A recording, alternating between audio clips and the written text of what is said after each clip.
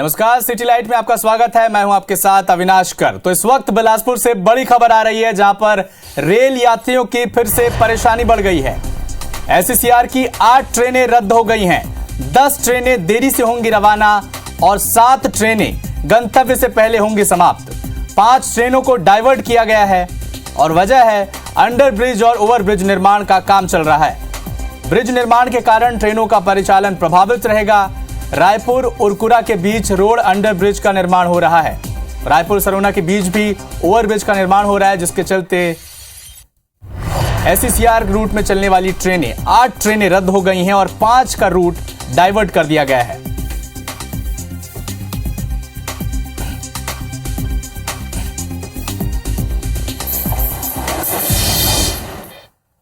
तो इस वक्त रायपुर से भी एक और बड़ी खबर आपको बता दें, जहां महिला आईपीएल 2023 की नीलामी की घोषणा हो गई है। छत्तीसगढ़ की 3 महिला क्रिकेटर हुई शॉर्टलिस्ट। यशी पांडे, शिवी पांडे शॉर्टलिस्ट हो गई हैं। दोनों सगी बहनें हैं। ऐश्वर्या सिंह को भी शॉर्टलिस्ट किया गया है।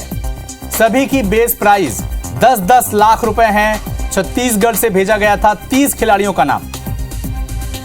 इस वक्त की बड़ी खबर, महिला आईपीएल 2023 की नीलामी में छत्तीसगढ़ से 3 खिलाड़ियों का सिलेक्शन हो गया है, जिसमें से 2 सगी बहनें।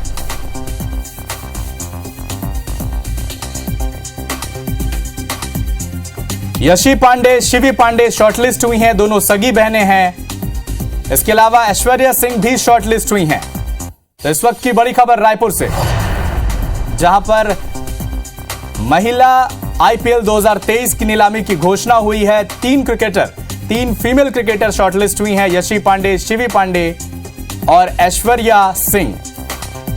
2 सगी बहनें हैं। ऐश्वर्या सिंह भी शॉर्टलिस्ट हुई हैं। 10-10 लाख रुपए की बेस प्राइस में सभी सेलेक्ट हुई हैं।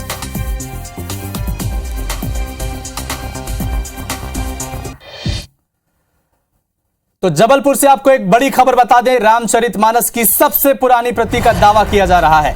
मानस की पांडुलिपि से 1877 में बनी थी लिथोग्राफिक प्रति। प्राचीन मानस की चौपाई में शूद्र की जगह शूद्र शब्द का इस्तेमाल हुआ है। प्राचीन प्रति में सकल ताड़ना की जगह ये सब ताड़न शब्द का इस्तेमाल किया गया है। जबलपुर के अजय तिवारी के पास सुरक्षित है प्राचीन प्रति। IBC 24 से खास बातचीत में बोले अजय तिवारी, कालांतर में रामचरितमानस छापने में प्रिंटिंग मिस्टेक हुई है। प्रिंटिंग मिस्टेक सुधरवाकर विवाद खत्म करवाने की मांग उन्होंने की है।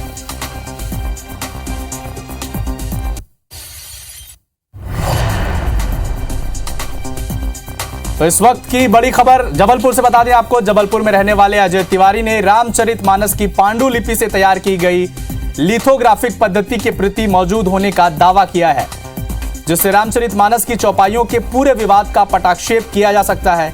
रामचरितमानस की इस प्रति के सन 1877 में लिथोग्राफिक पद्धति से तैयार किए जाने का दावा किया जा रहा है, जिसमें कहीं भी शूद्र शब्द का इस्तेमाल नहीं किया गया है। इस मानस के सुंदरकांड की चौपाई में शूद्र की जगह शूद्र और सकल ताड़ना की जगह ये सब ताड़न का इस्तेमाल किया गया है।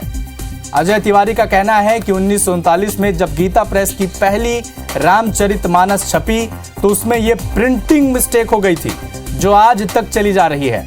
अजय तिवारी से खास बात की हमारे जबलपुर के संवाददाता विजेंद्र पांडे ने। रामचरितमानस को लेकर देश भर में एक चौपाई को लेकर विवाद है। चौपाई सुंदरकांड की एक चौपाई को लेकर है, जिसमें शूद्र शब्द का इस्तेमाल किया गया है। देश भर में इस बात का विरोध हो रहा है, लेकिन इस बीच एक नया खुलासा और एक नया दावा हुआ है। वो ये है कि मुख्य तौर पर जो प्रति तैयार की गई थी उसमें गोस्वामी जी ने शूद्र शब्द का इस्तेमाल नहीं बल्कि क्षुद्र शब्द का इस्तेमाल किया था और ताड़ना की बजाय ताड़न शब्द का इस्तेमाल किया था। और ये खुलासा हुआ है पहली कृति जो कि लिथोग्राफिक पद्धति से तैयार की गई थी रामचरितमानस की, उसके आधार पर इस वक्त हमारे साथ जबलपुर के अजय तिवारी सेवानिवृत्त अधिकारी हैं, जिनके पास ये प्रति है। सबसे पहले तो मैं आपसे जानना चाहूँगा, ये प्रति की ऑथेंटिसिटी क्या है, कब की है ये और किस तरह से ये दावा आपकी ओर से किया जा रहा है? 1877 की प्रति है लिथोग्राफिक मेथड से, जिसमें लिखा हुआ है ये किस तरह आई आपके पास ये प्रति? ये मेरे ग्रैंडफादर जो परदादा थे वो बहुत बड़े व्याकरणाचार्य थे, व्याकरण के आचार्य थे, उनके पास उपलब्ध थी ये प्रति। घनश्याम दास तिवारी जी, तो तब से पीढ़ियों से आपके पास मेरे पास चली आ रही है। आप ये दिखाइए हमारे दर्शकों को कि क्या मुख्य तौर पर इस प्रति में लिखा हुआ है। सुंदरकांड में ये लिखा हुआ है, ढोल गमार क्षुद्र पशु नारी, ये सब ताड़न के अधिकारी। उसके बाद जब गीता प्रेस गोरखपुर 1923 में प्रकाशित, मतलब उसकी स्थापना हुई, और रामचरितमानस का उन्होंने प्रथम बार प्रकाशन किया 1939 में, 39 में किया, तो उन्होंने क्षुद्र की जगह उसको शूद्र कर दिया गया।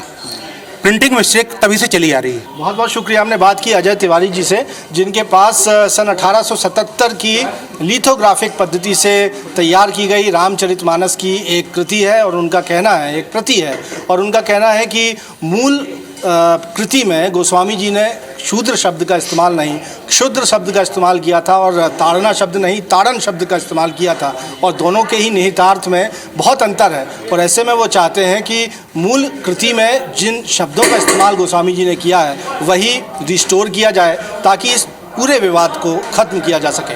कैमरामैन सतीश सराठे के साथ विजेंद्र पांडे, IBC 24, जबलपुर। चलिए बढ़ते हैं आगे। खंडवा विधानसभा की विकास यात्रा विवादों में गिरती नजर आ रही है। ग्रामीण इलाकों में लोग विकास यात्रा का विरोध कर रहे हैं। मंगलवार को खंडवा विधायक देवेंद्र वर्मा विकास यात्रा के साथ ग्राम गुलहारी और रोहिणी पहुंचे, जहां विकास यात्रा का रथ खराब सड़कों में फंस गया, जिसके बाद कड़ी मशक्कत कर उसे खराब सड़क से बाहर निकाला गया। गांव की बदहाली और खराब हालत से गुस्साए ग्रामीणों ने खंडवा विधायक देवेंद्र वर्मा की गाड़ी के आगे बैठकर विरोध किया। ग्रामीणों ने विधायक से सवाल किया कि क्या इस तरह का विकास आपने किया है जिसमें आपकी विकास यात्रा का रथ ही फंस गया। जो ट्रेनिंग मिल रही है हमें, वो उसमें हमें काफी कुछ बारीक से पहली बात ये सोचो, गली मोहल्लो देखो पहले, नहीं लुकाई का ये मोहल्ला में लेटरिंग मिली नहीं, नहीं खोली ना आई नहीं, नल में पानी भी नहीं आवतो मारा घर ना आवत तो गंदो आई रो, लेकिन इतनी परेशानी। चल हम तो दो डोकरा डोकरी से पैसा भी निकल जावा, पर बच्चा का साथ निकल स्कूल वहाँ मंदिर से माता मंदिर तक का रास्ता, आज वहाँ गांव के लोग रहते हैं पड़ोस में, इतनी गंदगी है वहाँ, मतलब लोग 1-2 किलोमीटर घूम के आते हैं, जबकि वो रास्ता 1 किलोमीटर के दायरे में होगा, वो रास्ता नहीं बना रहे। छत्तीसगढ़ बीजेपी चुनावी मोड में है। कांग्रेस सरकार को घेरने के लिए बैठकों का दौर जारी है। आज रायपुर के कुशाभाऊ ठाकरे परिसर में भारतीय जनता पार्टी के सभी मोर्चा के प्रदेश कार्य समिति की बैठक हुई। प्रदेश प्रभारी ओम माथुर, नितिन नवीन, अजय जामवाल ने पदाधिकारियों की बैठक ली। इसमें सभी मोर्चा के पदाधिकारी और कार्यकर्ता अपने अपने वर्ग के मुद्दे को लेकर निचले स्तर तक जाने और प्रदेश सरकार की वादा खिलाफी के खिलाफ हल्ला बोलने का टास्क दिया गया है। बैठक के बाद प्रदेश अध्यक्ष अरुण साव ने बताया कि बीजेपी के सभी मोर्चा की संयुक्त कार्य समिति की बैठक में सभी मोर्चा को निचले स्तर पर जाकर काम करने को कहा गया है। साथ ही कहा गया कि 4.25 साल के छत्तीसगढ़ में हर वर्ग भयभीत है, एक भी वर्ग इस सरकार में सुरक्षित नहीं है।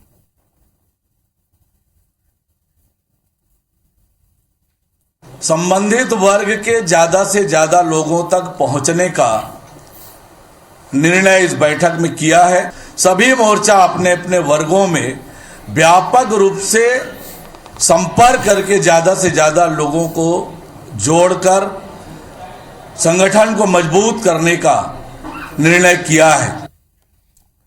2023 यानी इस साल मध्य प्रदेश में चुनाव है। मध्य प्रदेश कांग्रेस ने तैयारी भी शुरू कर दी है। कांग्रेस की कोशिश है कि चुनाव के 3 महीने पहले वचन पत्र आम जन के सामने रख दिया जाए। कांग्रेस ने इसके लिए वचन पत्र सलाहकार समिति भी बनाई है।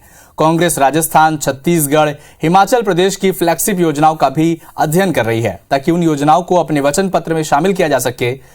बता दें कि राजस्थान सरकार गरीबी रेखा के नीचे रहने वाली महिलाओं को आधी कीमत पर रसोई गैस का सिलेंडर दे रही है। हिमाचल सरकार 1500 रुपए महिलाओं को देने की तैयारी में है, तो वहीं छत्तीसगढ़ सरकार किसानों से गोबर खरीदी कर रही है। कांग्रेस सरकारों की ऐसी फ्लैगशिप योजनाओं को अपने वचन पत्र में शामिल कर कांग्रेस जीत का रास्ता सुनिश्चित करने की कोशिश में है। छत्तीसगढ़ और राजस्थान में अच्छी परफॉर्मेंस चल रही है, जो अच्छे मुद्दे हैं निश्चित तौर पर लिए जाएंगे। आज बिजली से परेशान लोग, 100 रुपये यूनिट आता था कांग्रेस जमाने में, आज ट्रांसफार्मर उखाड़े जा रहे हैं। ये सब चीज़ों को फिर से उसी तरह से बहाल करेंगे। और किसानों के ऋण माफ़ी, आज किसान परेशान है, जो बच रुकी है वो पूरी करेंगे। पूर्व मुख्यमंत्री उमा भारती एक बार फिर अपने ट्वीट कर अपनी ही पार्टी के नेताओं को निशाना साध रही हैं और राज्य सरकार को कटघरे में लाकर खड़ा कर रही हैं।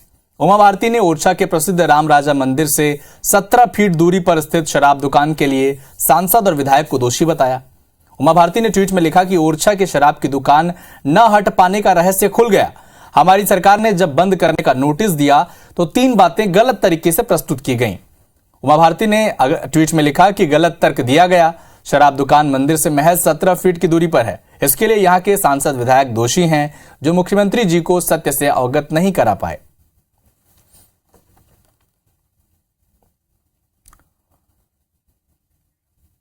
केंद्र सरकार पर जनता के पैसे अडानी ग्रुप में लगाने और उसे डुबाने का आरोप लगाते हुए एनएसयूआई ने देश भर में प्रदर्शन शुरू कर दिया।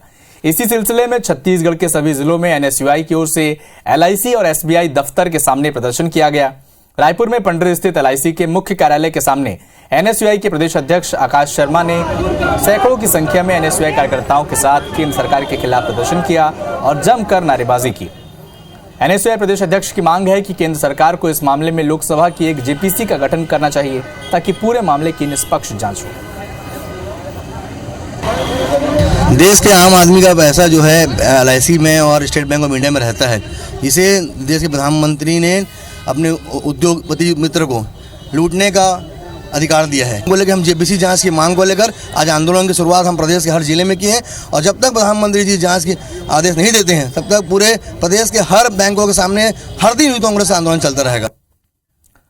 छत्तीसगढ़ में वेतन विसंगति दूर करने की मांग को लेकर सहायक शिक्षक अनिश्चितकालीन आंदोलन कर रहे हैं। सहायक शिक्षक फेडरेशन के बैनर तले 6 फरवरी से शिक्षक प्रदर्शन कर रहे हैं। एक सूत्री मांगों को लेकर सहायक शिक्षक हड़ताल पर गए हैं। वहीं सहायक शिक्षकों की हड़ताल से स्कूलों में पढ़ाई प्रभावित हो रही है।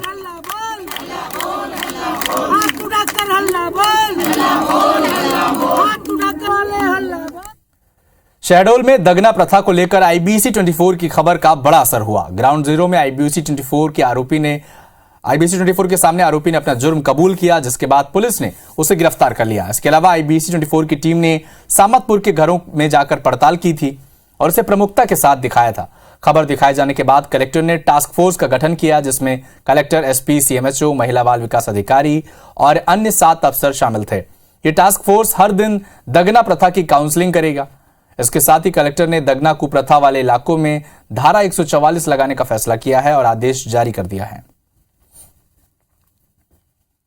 जिला कार्यक्रम, महिला बाल विकास अधिकारी और सीएमएचओ, इनकी एक टास्क फोर्स की कमेटी बनाई है और इसके अंतर्गत धारा 144 में तो ये दागना दंडनीय होगा ही, साथ ही औषधि एवं चमत्कारिक उपचार अधिनियम 1954 की धारा 7 में भी ऐसी दंडनीय है। संबतिया चमकार नाम की एक महिला जो दागने की प्रक्रिया में शामिल थी, उसकी गिरफ्तारी की गई है। माननीय न्यायालय के आदेशानुसार उसको नोटिस देकर छोड़ा गया है और पुलिस के द्वारा इसमें अनुसंधान किया गया। छत्तीसगढ़ चैंबर ऑफ कॉमर्स ने प्रदेश के सभी जिलों के व्यापारी संगठनों को पत्र लिखकर राज्य के बजट के लिए सुझाव मांगे। चैंबर अध्यक्ष अमर परवानी ने कहा कि हाल में ही चैंबर के वार्षिक सम्मेलन में सीएम ने काफी घोषणाएं व्यापारियों के लिए की हैं, लेकिन बजट से उन्हें काफी उम्मीदें रहती हैं। इसीलिए जिलों के व्यापारियों से वहां के हिसाब से सुझाव मांगा जाएगा ताकि चैंबर सभी सुझावों को एक साथ सीएम के सामने रख सके और बजट में शामिल करने की मांग कर सके। चैंबर की ओर से सभी व्यापारिक संगठनों को सुझाव देने के लिए 2 हफ्ते का समय दिया है। पूरे प्रदेश में और जितने भी एसोसिएशन हमारे साथ जुड़े हुए हैं, सबसे हम फीडबैक मांग रहे हैं। अगर इसके बाद भी कुछ बजट में हम लोग को कुछ रिक्वायरमेंट है जिले वाइज या किसी ट्रेड वाइज या कहीं पे कोई रिक्वायरमेंट है तो वो बजट के आने के पहले कुछ ही दिनों में हम सबमिट कर देंगे।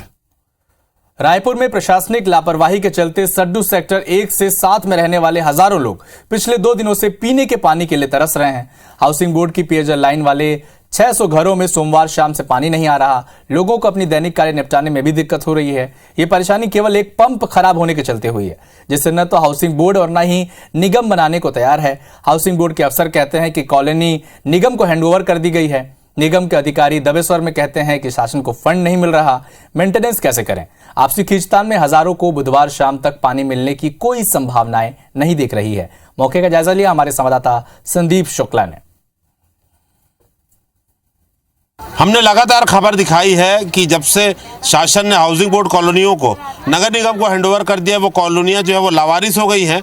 ऐसा हम क्यों कह रहे हैं? क्योंकि इसका मेंटेनेंस जो है ना तो नगर निगम कर रहा है, ना ही हाउसिंग बोर्ड कर रहा है। हम खड़े हैं अभी सड्डू की हाउसिंग बोर्ड कॉलोनी में, और आपको बता दें पिछले 48 घंटों से यहाँ पर पानी नहीं आया है। काफ़ी महिलाएँ यहाँ पर खड़ी हैं, सब पानी का इंतज़ार कर रही हैं, खाली बाल्टी है, मगर आश्वासन किसी से नहीं मिला है। अभी भी वही जवाब मिल रहा है। पहले तो कितनी परेशानी है आप लोग बताइए, कब से परेशान है? 2 दिन से 2 दिन से पानी नहीं आ रहा है, बहुत सारी परेशानी है। 1 घंटा का बोले हैं, 15-20 मिनट चलता है, पानी कंप्लीट दे नहीं रहा। कल से तो कंटिन्यू बंदी है। बाजू से पानी मांग के चला, जिसके घर नगर निगम वाला है उनके घर से मांगते हैं 2-4 बाल्टी। शिकायत किए तो बोल रहे हैं कि नगर निगम जाओ, नगर निगम वाले के पास जाओ, तो बोलते हैं हाउसिंग बोर्ड वाले के पास जाओ। अभी 2 दिन से क्या हालत है? वही हालत है, बिल्कुल पानी नहीं दी। तो डेली अपन दूसरे के घर से पानी? हाँ, हम 1 बाल्टी 2 बाल्टी रोज लेते हैं। 2 दिन हो गया पानी नहीं आ रही है, और इस कंडीशन में मैं कहाँ जाऊंगी पानी लेने? देखिए, गर्भवती महिला हैं, आप समझिए कि पानी टैंकर भी आएगा तो आखिर आदमी भरेगा कैसे? तो आप लोग क्या टैक्स वैक्स नहीं पटाते हैं क्या? जो आपके पास टैक्स राशि नहीं पटाते, इधर टैक्स पटाते हैं, फिर भी से कुछ नहीं हो रहा है। बिल्कुल मतलब कोई काम ही नहीं हो रहा है। लेके बहुत ही खराब स्थिति है, ना पानी आ रहा है, ना कोई मेंटेनेंस है। आप देखिए हर खंभे में देखिए बिजली नहीं है, कहीं पे आपका टंकी खुला हुआ है, गंदा पानी पूरा रोड के ऊपर बह रहा है, बहुत परेशान है। और उधर नगर निगम में जाओ तो वो बोल रहे हैं कि हाउसिंग बोर्ड वाले जाओ तो नगर निगम, ऐसे ऐसे करके हम लोग पूरा पिस रहे हैं। 20 दिन पहले मैं पूरी जनता लेकर के कलेक्टर ऑफिस का घेराव की इसी मुद्दे को लेकर के, जब से हाउसिंग बोर्ड नगर निगम को हैंडओवर हुआ है तब से तो और बुरी स्थिति हो गई। पहले तो थोड़ा बहुत करवा लेती थी काम, अब और नहीं करवा पाती। लगभग 600 घरों में हाउसिंग बोर्ड के कनेक्शन, और किसी में भी पिछले 2 दिनों में पानी नहीं आया है। हाउसिंग बोर्ड अध्यक्ष से हमने बात करी, नगर निगम के अधिकारियों से हमने बात करी, लेकिन सब आश्वासन नहीं दे रहे हैं कल तक का। शायद उनके घर में भरपूर पानी आ रहा है, इसलिए अधिकारी या जनप्रतिनिधि इस बात की कल्पना भी नहीं कर सकते कि आखिर 2 दिन बिना पानी के आदमी काम चलाएगा कैसे। देखते हैं, आश्वासन मिला है, इन्हें कल पानी मिलता है या ऐसे ही इनको फिर से दिन गुजारना पड़ेगा। कैमरामैन सौरभ निर्मलकर के साथ संदीप शुक्ला, IBC 24 रायपुर। रायपुर में 11 करोड़ से ज्यादा की नकली आयुर्वेदिक दवा पकड़े जाने के मामले में CJM कोर्ट से कस्टडी ऑर्डर मिला है। अब आरोपी या कारोबारियों को कस्टडी में लेकर ड्रग डिपार्टमेंट पूछताछ कर सकेंगे। पूछताछ में कई और खुलासे होने की संभावना है। बता दें कि 2 फरवरी को ड्रग विभाग ने अलग अलग दुकानों से बड़ी मात्रा में नकली आयुर्वेदिक दवा पकड़ी थी। इस मामले में बजरंग फार्मेसी के सूर्यकांत बघेल, यशिका ट्रेडिंग कंपनी के कमल नारायण साहू और शारदा मेडिकल स्टोर के गिरधारी देवांगन मुख्य आरोपी हैं। वहीं नकली दवा इंदौर के चंद्रा आयुष की ओर से भेजे जाने की सूचना है। हमने जो 2 तारीख को कार्रवाई की थी, फिर 4 तारीख को भी एक कार्रवाई की थी। दोनों में जितनी मात्राएं हुई थी हम उसको रायपुर के माननीय न्यायालय के पास प्रस्तुत किए हैं, और हमको कस्टडी ऑर्डर कल शाम को मिल चुकी है। हम उनसे खुद पूछताछ करेंगे, उनसे कुछ डॉक्यूमेंट्स मांगेंगे अगर उनके पास है कि नहीं, ताकि उनको पर्याप्त मौका दें उनके अपनी पक्ष रखने के लिए। फिर हम जो भी फाइंडिंग आएगा हमारा, फिर हम कोर्ट को उसमें चालान प्रस्तुत करेंगे। नक्सल गतिविधियों में शामिल 4 लोगों को पकड़ने में धमतरी और गरियाबंद पुलिस को बड़ी कामयाबी मिली है। पुलिस ने चारों नक्सली सहयोगियों को गिरफ्तार कर जेल भेज दिया है। बताया जा रहा है कि पुलिस को मुखबिर की सूचना मिली थी। गरियाबंद और धमतरी के जंगली इलाकों में कुछ लोग नक्सलियों को सामान उपलब्ध करा रहे हैं।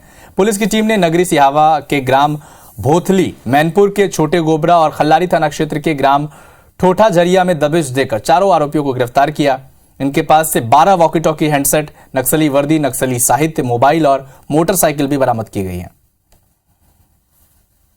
तो रिंकू साहू वो एक संदिग्ध हालत में अपना साथ में एक बोरा लेके जा रहा था। उसी के साथ में सघनता से पूछताछ करने पे हमको ये पता चला कि वो जो है अपने साथ में 12 walkie talkie sets, wireless sets जो है नक्सलियों को ले जाने वाला था। उसको हमने जो है सर्चिंग के दौरान पकड़ लिया और अच्छे। MP ATS ने एक बार फिर से प्रतिबंधित संगठन पॉपुलर फ्रंट ऑफ इंडिया यानी PFI के सदस्यों पर शिकंजा कसना शुरू कर दिया है। पिछले हफ्ते ATS ने MP से 3 और महाराष्ट्र से 1 PFI सदस्य की गिरफ्तारी की थी, जो 8 फरवरी तक पुलिस रिमांड पर हैं। कल ATS इन चारों PFI सदस्यों को कोर्ट में पेश करेगी। अब ATS सूत्रों की माने तो ATS ने प्रदेश में सक्रिय PFI के 100 से ज्यादा सदस्यों को नोटिस भेजा है। वे कहीं न कहीं पकड़े गए PFI सदस्यों की आर्थिक और कानूनी तौर पर मदद कर रहे थे। साथ ही ATS ने दावा किया कि उन्हें PFI सदस्यों के बड़ी बैठकों में शामिल होने के सबूत भी मिले हैं।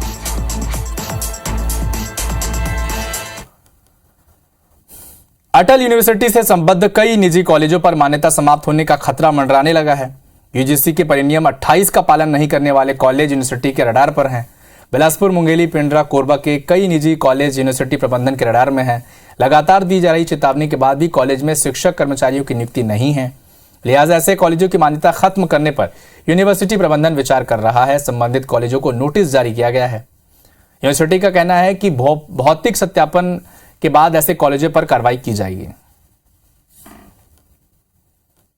महाविद्यालयों का काम होता है परिनियम 28 के जो नियम हैं उनका अक्षरशः पालन करें।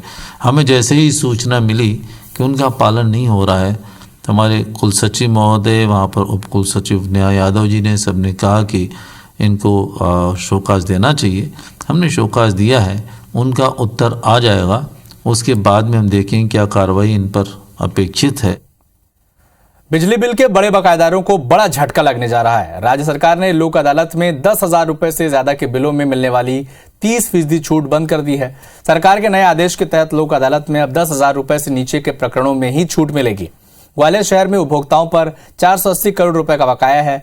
17,500 बकायेदारों के मामले कोर्ट में चल रहे हैं। लोक अदालत में इनको 3% छूट का लाभ मिलना था, लेकिन आदेश के चलते अब 17,500 में से 5,500 बकायेदारों को ही छूट का लाभ मिलेगा।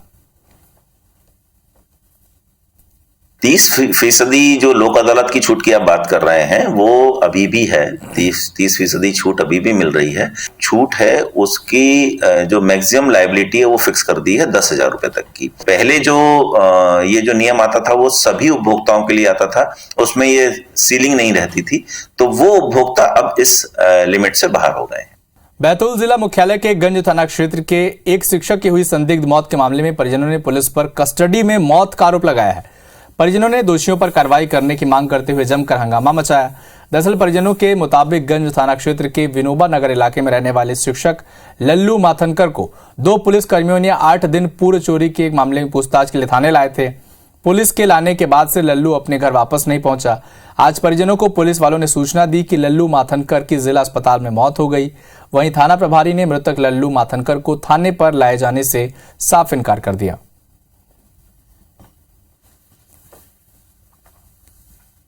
दूसरे व्यक्ति ने बताया कि भाई सिंगा जी के यहाँ से उठा के ले गए।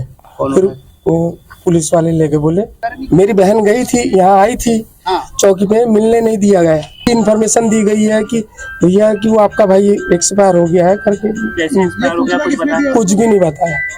पुलिस वाले ने बोला भी कि बोले भाई बॉडी ले जाओ। उनके परिवार वाले हैं, उनके द्वारा आरोप लगाया जा रहा था पुलिस पर कि थाने में बैठाया गया है, लेकिन थाने पर उसको नहीं लाया गया था और नहीं यहाँ पर बैठाया गया था कि इसमें निष्पक्ष जांच कर दोषियों के खिलाफ कार्रवाई की जावे, तो इसमें जांच कर अग्रिम कार्रवाई की जाएगी। दुर्ग के आदर्श नगर इलाके में रहने वाले कॉन्ट्रैक्टर पंकज राठी के घर बड़ी चोरी हुई। बंद घर में 2 किलो सोना, 15 किलो चांदी समेत 10 लाख नगद की चोरी हो गई। दरअसल पंकज राठी सोमवार को रायपुर में एक शादी समारोह में शामिल होने आए थे। रात को जब घर पहुंचे तो 3 कमरों में रखे अलग अलग अलमारियों का सामान बिखरा पड़ा। फिलहाल पुलिस ने मामले की जांच शुरू कर दी है। सीसीटीवी फुटेज कंगाल कर चोरों की पहचान की जा रही है। एंट्री करके जाके देखे तो उनके घर के 3 बेडरूम का दराज और अलमारी टूटा हुआ था, जिसमें करीबन 2 किलो सोना और 15 किलो चांदी और 10 लाख रुपए कैश करके ले गया था। तो इस वक्त बिलासपुर से एक बड़ी खबर सामने आ रही है, जहां पर सिम्स के एमडी पैथोलॉजी को 9 सीट की मान्यता मिली है। एनएमसी ने यह अप्रूवल दिया है। सिम्स के एमडी पैथोलॉजी को 9 सीट की मान्यता मिली है। एनएमसी ने यह अप्रूवल दिया है। तो इस वक्त बिलासपुर से बड़ी खबर, सिम्स के एमडी पैथोलॉजी को 9 सीट की मान्यता मिली है और यह अप्रूवल एनएमसी ने दिया है।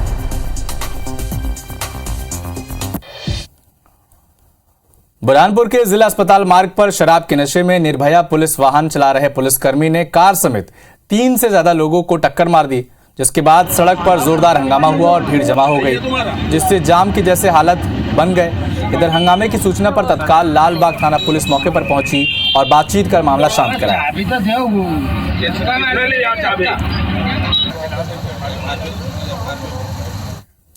हरदा में जनपद सदस्य और बीजेपी मंडल की उपाध्यक्ष की हर्ष फायरिंग का एक वीडियो सोशल मीडिया पर जमकर वायरल हो रहा है। वीडियो में सुष्मिता राजपूत बंदूक चलाते दिख रही हैं, जिसकी खबर मीडिया में आने के बाद बीजेपी नेत्री ने इस पोस्ट को डिलीट कर दिया और मीडिया के सामने आकर अपनी सफाई दी। सुष्मिता राजपूत ने कहा कि लाइसेंस बंदूक से हर्ष फायरिंग की है और जिले में अभी कोई आचार संहिता लागू नहीं है। वहीं मामले में कांग्रेस ने हमला बोला। कांग्रेस प्रवक्ता आदित्य गार्गव ने कहा कि बीजेपी नेता सत्ता के मद में चूर है। कांग्रेस ने मामले में कार्रवाई करने की मांग की है। जो वीडियो वायरल हो रहा है वो हमारे एक सामाजिक कार्यक्रम का है।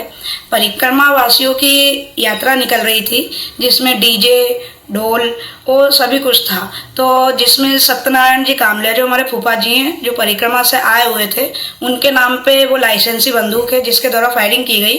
और ये ऑब्जेक्शन उठाना सरासर गलत है क्योंकि अभी कोई आचार संहिता भी नहीं लगी है। ये वीडियो डालना सोशल मीडिया पर बिना किसी लाइसेंस के, खुद के नाम पे लाइसेंस के अपना हर्ष फायर करना, ये भारतीय जनता पार्टी की नेत्री की सत्ता के मद में चूर मानसिकता को दर्शा रहा है। विदिशा जिले की सिरोंज तहसील में खनिज माफिया का नया कारनामा सामने आया है। खनिज माफिया ने प्रशासन की आंखों में धूल झोंकते हुए एसडीएम की अभिरक्षा में खड़े डंपर की नंबर प्लेट ही बदल डाली। दरअसल एसडीएम सिरोंज प्रवीण प्रजापति ने खनिज माफिया के मूरम से भरे डंपर को जब्त कर तहसील परिसर में खड़ा कर दिया, लेकिन रातों रात खनिज माफिया ने चुपके से डंपर की नंबर प्लेट ही बदल दी, जिसे एसडीएम ने संज्ञान में लेते हुए कड़ी कार्रवाई के निर्देश दिए हैं। एसडीएम का कहना है कि तहसीलदार को जांच की जिम्मेदारी सौंपी है। संबंधित जिले के आरटीओ को भी सूचित कर दिया है। सीसीटीवी कैमरे भी खंगाले जा रहे हैं।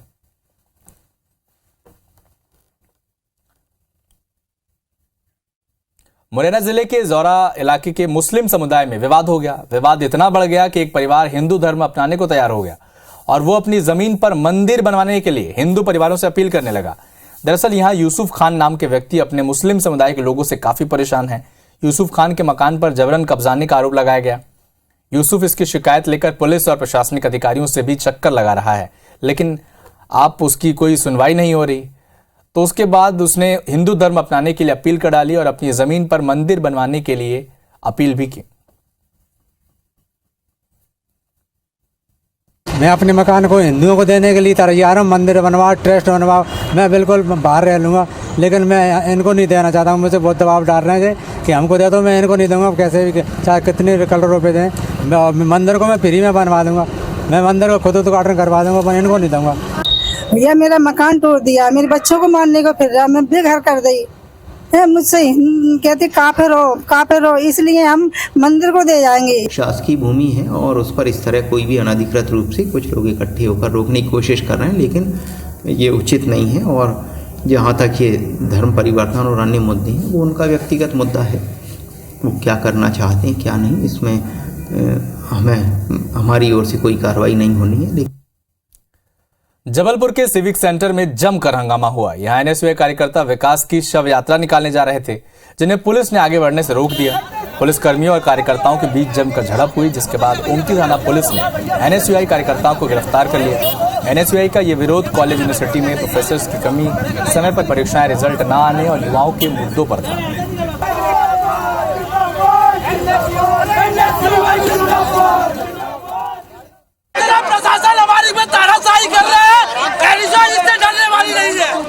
मध्य प्रदेश की मुखिया को चेतावनी दी गई कि जल्द से जल्द छात्रों को अगर उनके अधिकारों से वंचित रखा जाता है तो हम आगे वाले समय पे और भी उग्र प्रदर्शन करेंगे, जिसकी जवाबदारी सिर्फ सरकार और प्रशासन की होगी। बिना अनुमति मेन रोड पे यातायात बाधित करने और इसमें संज्ञेय अपराध घटित करने से रोकने हेतु एहतियात के तौर पर गिरफ्तार किया गया। रायगढ़ जिले के गारे पिल्मा कोल ब्लॉक 3 के लिए भू अर्जन की प्रक्रिया पूरी हो चुकी है, लेकिन इस प्रक्रिया में सांठगांठ के चलते तात्कालीन अफसरों में अधिक राशि मुआवजा के रूप में वितरण करने की बात सामने आई। मामले की शिकायत पर राजस्व मंडल सचिव ने जिला स्तरीय टीम की गठन कर दिया है।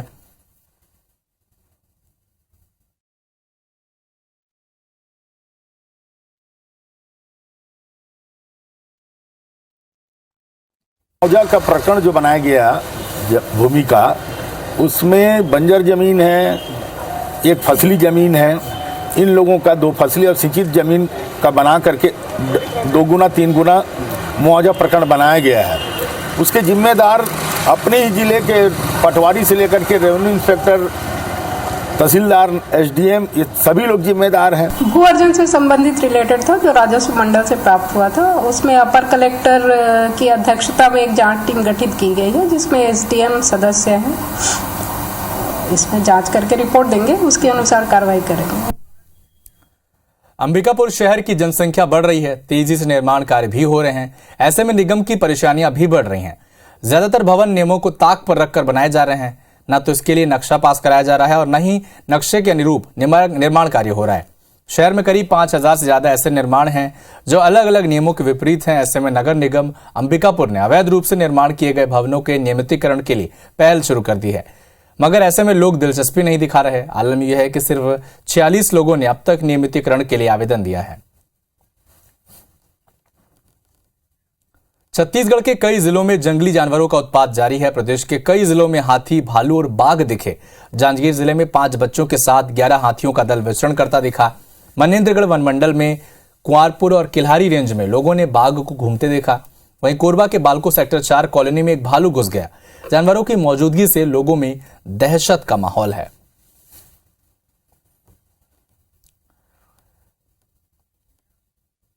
इंदौर के होलकर स्टेडियम में खेली जाने वाली रणजी ट्रॉफी 2022-23 की 4 सेमीफाइनल टीमें तय हो गई हैं। सेमीफाइनल मुकाबले 8 से 12 फरवरी के बीच खेले जाएंगे, जिसकी तैयारियां जोरों शोरों से चल रही हैं। पहला सेमीफाइनल मुकाबला होलकर क्रिकेट स्टेडियम इंदौर और दूसरा सेमीफाइनल बेंगलुरु में खेला जाएगा।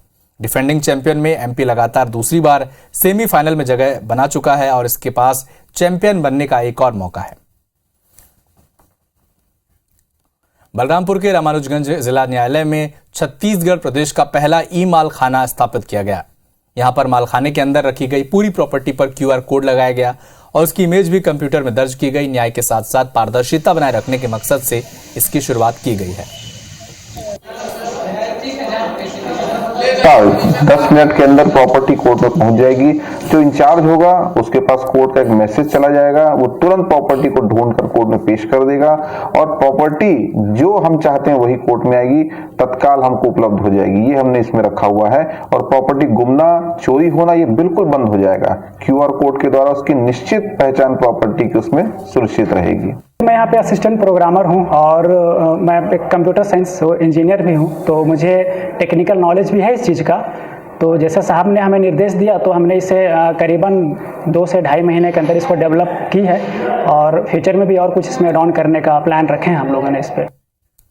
सुकमा के रामाराम में जिले के सबसे बड़े मेले का आयोजन किया गया। सोमवार को राजवाड़ा से माईजी की डोली ढोल बाजे के साथ निकली। रात भर पैदल चलकर डोली आज सुबह जिला मुख्यालय सुकमा से 8 किलोमीटर दूर रामाराम मंदिर पहुंची। इसके बाद भव्य मेले के आयोजन का शुरुआत हुआ। मेले में आसपास के गांव के करीब 100 देवी देवताओं को आमंत्रित किया गया। इस दौरान सुकमा जमींदार परिवार के मनोज देव और किरण देव ने पूजा अर्चना की। आतिशबाजी के बीच निकली माई जी की डोली ने श्रद्धालुओं का जगह जगह स्वागत किया। वहीं नगर के लोगों ने माता के दर्शन किए, पूजा अर्चना कर आशीर्वाद दिया। इसी मेले में आबकारी एवं उद्योग मंत्री कवासी लखमा ने रामा रामिन माता के दर्शन कर प्रदेश की सुख शांति समृद्धि की कामना की।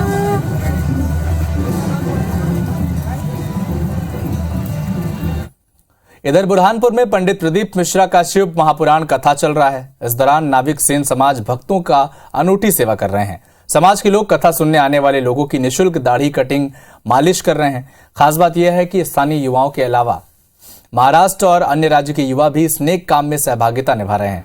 वहीं सेवा भाव के लिए लोग सेन समाज की जमकर तारीफ भी कर रहे हैं। हम कथा सुनने आए हुए हैं और हमने देखा कि यहाँ एक अनोखा यानी नाभिक सेन समाज के लोग जो कर रहे हैं, जो सेवाएं दे रहे हैं, हजारों लोगों यानी 400-500 लोगों की रोज डेली दाढ़ी कटिंग बना रहे हैं। मुझे अच्छा लग रहा है कि इस प्रकार की गतिविधियां बुरहानपुर में हो रही है और ये समाज बड़ा यानी मेरे को जागरूक लग रहा है। जो विचार के बुजुर्ग है उनके मालिश भी कर रहे हैं, हमारे साथ में कम से कम कटिंग दाढ़ी भी बना रहे हैं और सभी लोगों की हम सेवा कर रहे हैं। मध्य प्रदेश प्रगतिशील ब्राह्मण महासभा ने रामचरितमानस की लिथोग्राफिक पद्धति की सबसे पुरानी कॉपी को लेकर बयान जारी किया। मानस की प्राचीन प्रति में शूद्र की जगह क्षूद्र शब्द होने को प्रगतिशील ब्राह्मण महासभा को तमाम विवादों को खत्म करने का बड़ा आधार बताया।